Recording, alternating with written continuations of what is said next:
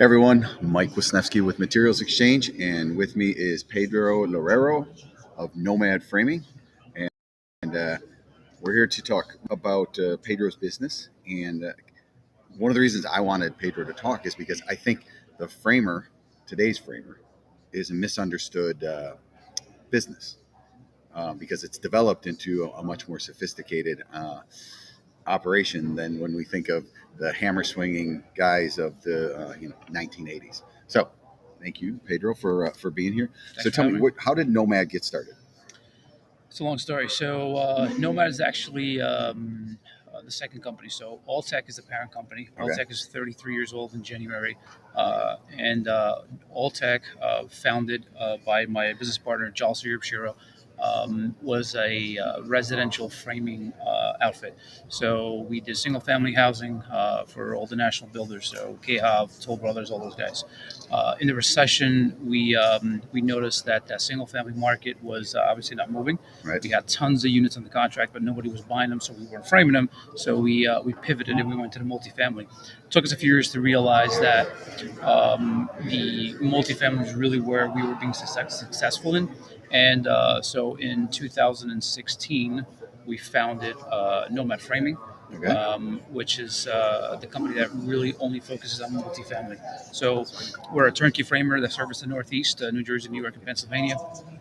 And our focus is the large, high-density multifamily projects. That's what we do. So we service, the national apartment developers, the Avalon Bays, the Mill Creeks of the world. The Katera up until recently.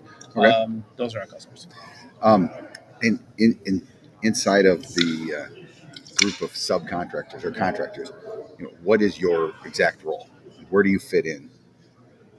So as a framing contractor, we we fit in actually everywhere, right? So we really are that one trade that touches every single other trade that goes into the project, right? So we need to understand what the concrete guy is doing. We need Yep. to understand what the electrician needs, what the plumber needs, the HVAC guy, the sprinkler guy. We need to understand a little bit of everything about the building as we're putting it together. So we're definitely critical path for the project. For sure. We can make the job successful or not so successful. I'm sure if the holes are in the wrong spots, that would make some unhappy Yes. HVAC and plumbers for sure. Yes. And what you bring to the project is essentially the expertise of how to frame, but you bring the labor and the framing material. Correct. Yeah. So as turnkey framers, we buy we bring to the job every single piece of material that we install. So all your studs, your wall sheeting, floor trusses, roof trusses. Um, the only thing we don't buy, we install are the exterior windows. Everything else we basically buy and we install. Perfect.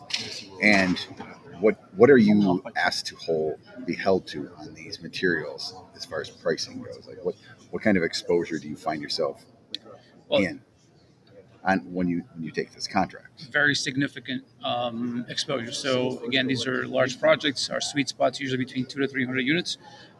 So very large material contracts. These projects are pretty large, right? So it takes time for them to get off the ground. With the foundation, we're typically framing on a single or second level podium, so it takes months for that job to really get off the ground. But the contract was probably let. Yeah, yeah. So we are typically in the first 5 contracts that the GC awards, right? So they award the site, concrete, framing, so on and so forth. So before the project breaks ground, they're already buying the framing package. So we're typically getting under contract about 6 to 9 months before we even mobilize.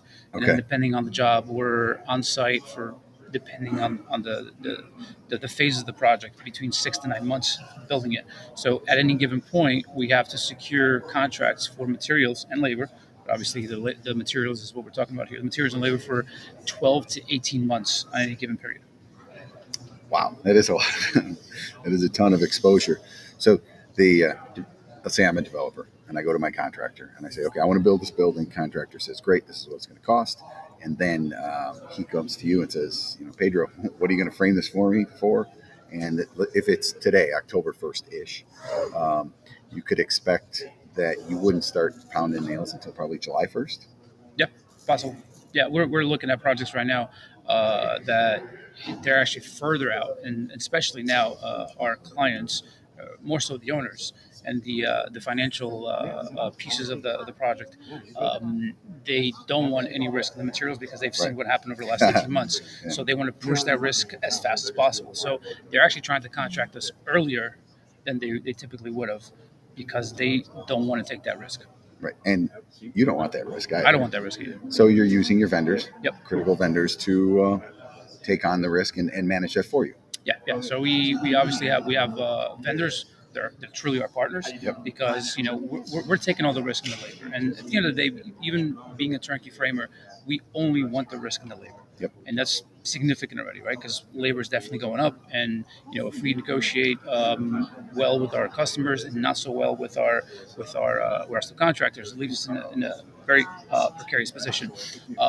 But we don't want to take the risk on the materials, Right. But therefore, there's no reward either for us for that sense. So we have our markup on it. We have a small margin on the materials. We push all the risk into our vendors, which are our partners. And if they run their business well, obviously they have the risk and the reward. Sure.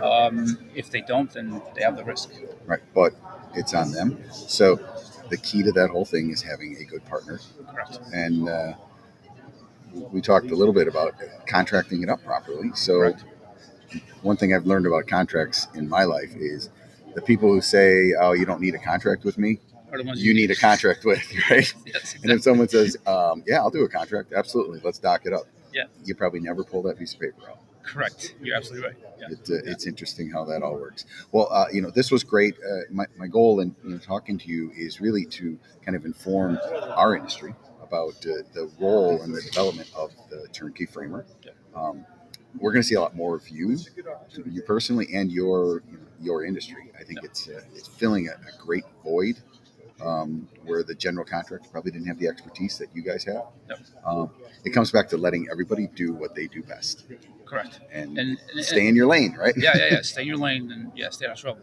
But I think you made a good point, which Kent Pagel brought up yesterday, right, about contracts. So we, as a turnkey framer, we're taking an immense amount of risk by signing that contract with our customer, right, the GC developer. We in turn need to make sure that we are passing some of that risk as much as possible for us framers to our partners, because if we don't do a good job of papering all that stuff up, we're signing on the dotted line with our customer because they do a really good job of pushing that risk down to us. If we don't do a good job of pushing some of that risk over to our vendors, our partners, then it's completely 100% on us as turnkey framers, which it could turn out to be catastrophic if you know what you're doing. Right. And I think why we're all here at the NFC National Framers Conference, the National Framer Council is doing a really good job. It's trying to standardize some of these contracts, and just make the industry better altogether. Yep. Last question, and this is a bit of a leading question. We just had a talk about CLT, Yep. and you've done a CLT project.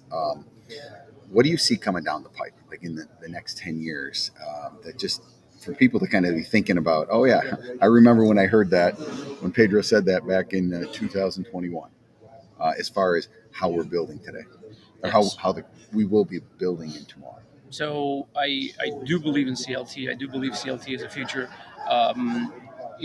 There's a big movement of building green, of doing things responsibly. Wood is sourced responsibly. It's just like corn. You plant it, it'll grow. It takes a little bit longer than corn, but it grows. It's definitely the way of the future, so we don't have to keep mining our planet for more resources. So I do see that is the future, whether it's 10, 15, 20 years from now. That crystal ball I don't have, but I do believe in CLT, and I do believe it's the way of the future. Perfect. And if you could tell suppliers, like the sawmills, people making the product, what is one thing that they are doing right now, or how the product looks, that you wish was different? Wow.